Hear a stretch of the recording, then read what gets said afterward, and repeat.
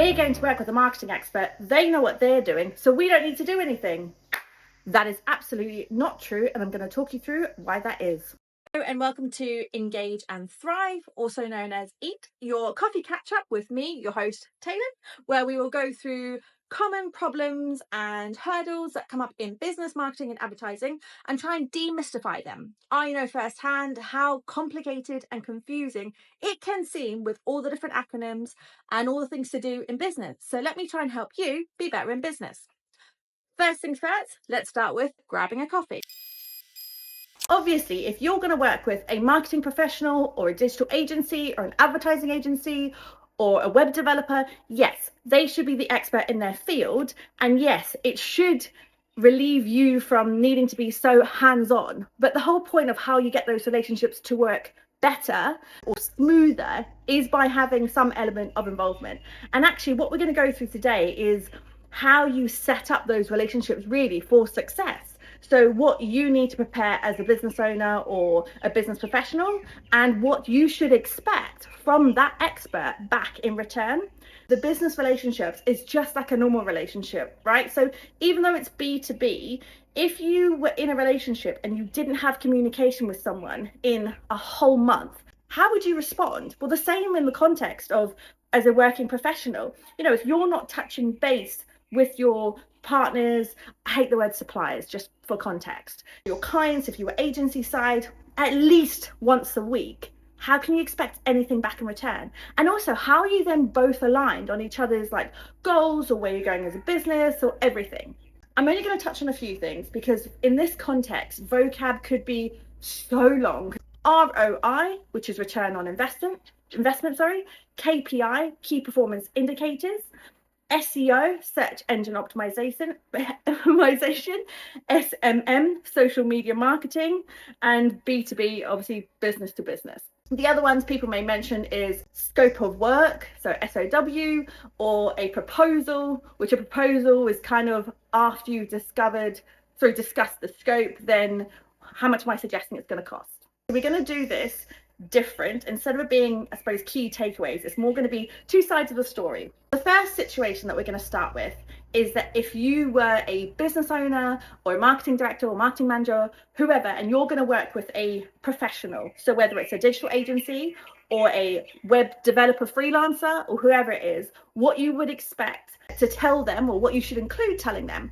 This obviously, try and be as upfront as possible, because the one thing I will say, the brief is as good as you give, right? So if you're holding back information, then it's going to be harder for them to kind of give you some guidance or timeframes or telling about it.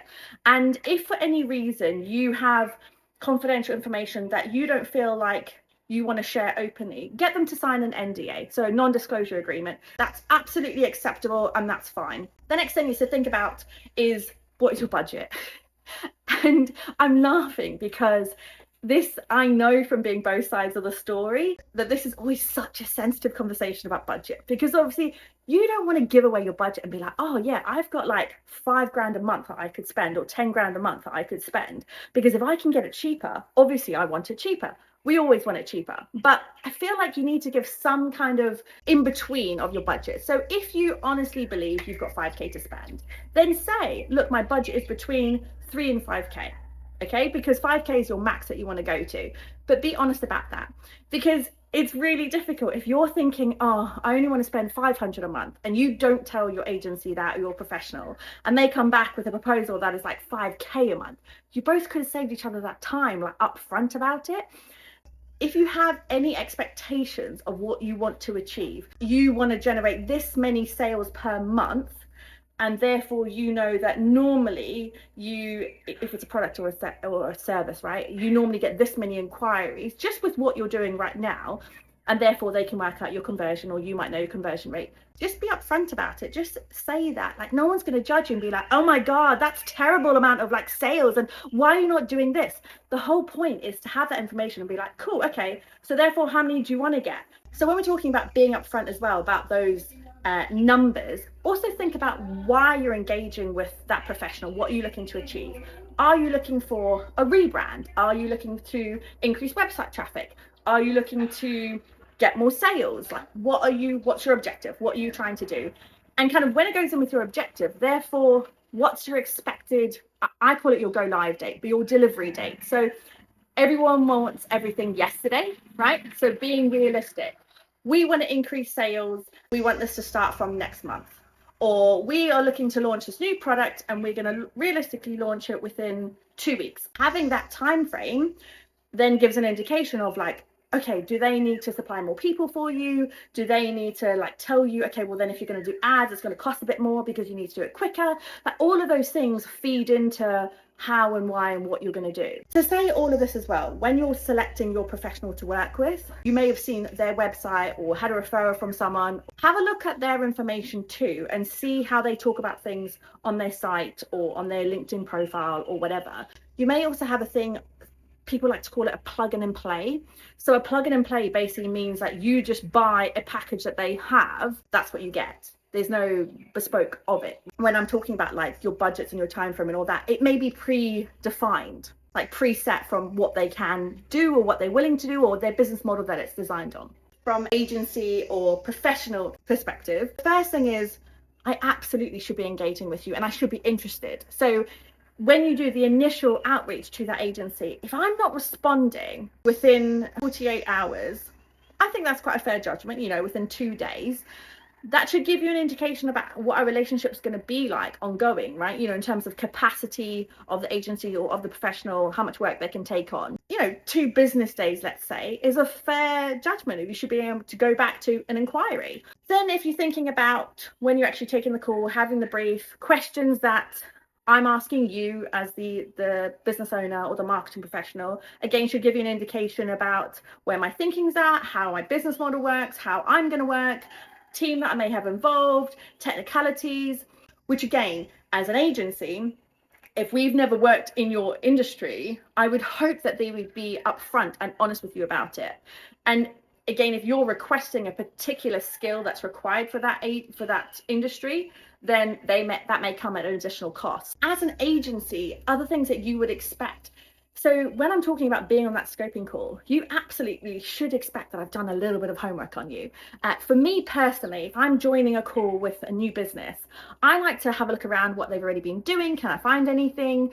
Can I see who are their like absolute competitors? I'm not saying I'm going to go into full-blown competitor analysis because that's time, that's money. But I would at least have a look at to be like, oh, when I search their name, who comes up, who else is being mentioned, who might they talk about on the call? So you went for a plug and play option as a package. It's unlikely that agency or that freelancer would have done any of that homework because that's not something that they offer as a bespoke package. They're offering you a package that is just, we will deliver this. The same thing is, say we've had the scoping call and now I'm going to send you through a proposal or a scope of work. I should be able to give you timeframes, expected timeframes of when things will be delivered and what can be done.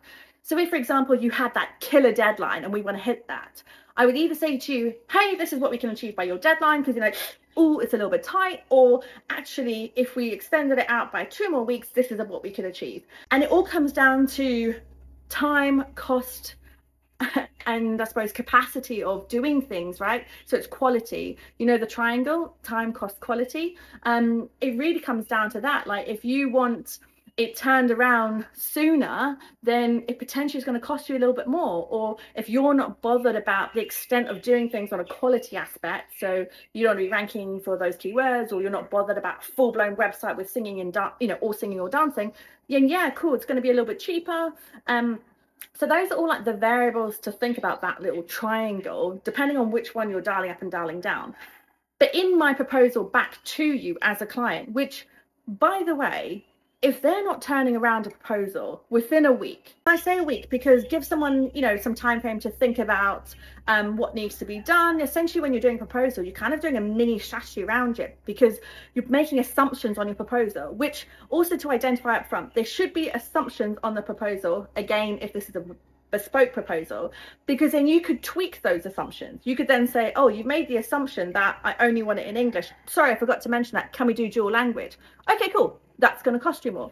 So I suppose the biggest takeaway of all of it is have a sense of that relationship up front. The initial up front really should be your flags, your white flags, your green flags, or your red flags about not to work with them, each other, right? It's a two-way situation, and it's a two-way relationship.